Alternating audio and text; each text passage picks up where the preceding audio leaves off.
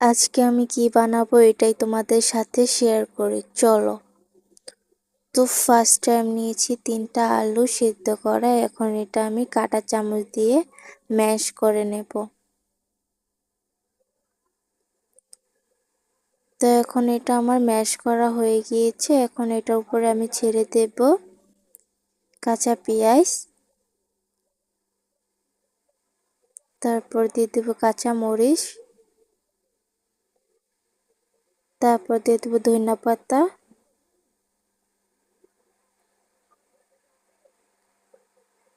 তারপর দিয়ে দেবো 1 চামচ ম্যাগি মশলা,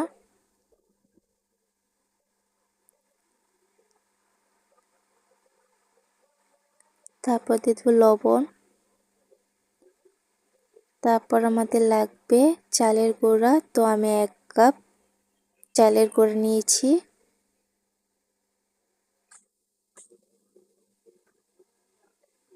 তো এখন আমি হাত দিয়ে ভালো করে মাখাবো। তো এখন আমার মাখানো হয়ে গিয়েছে। তো এটা আমি এখন ভালো করে হাত দিয়ে লম্বা লম্বা শেপ করে নেব।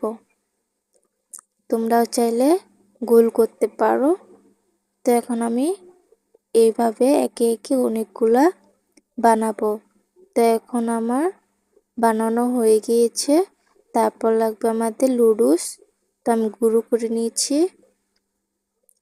এখন লাগবে আমাদের ময়দা, 1 কাপ ময়দা নিয়েছি।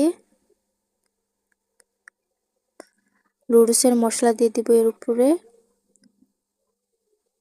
তারপরে একসাথে করে ম্যাশ করে নেব পানি দিয়ে।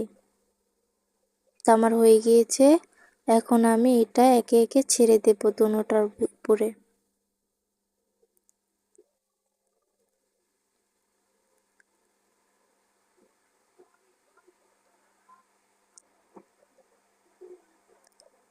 তো এখন আমার মেশানো হয়ে গিয়েছে। এখন আমি চুলায় কড়াইতে তেল দিয়েছি। তো গরম হয়ে গিয়েছে। তো একে একে আমি ছেড়ে দেব।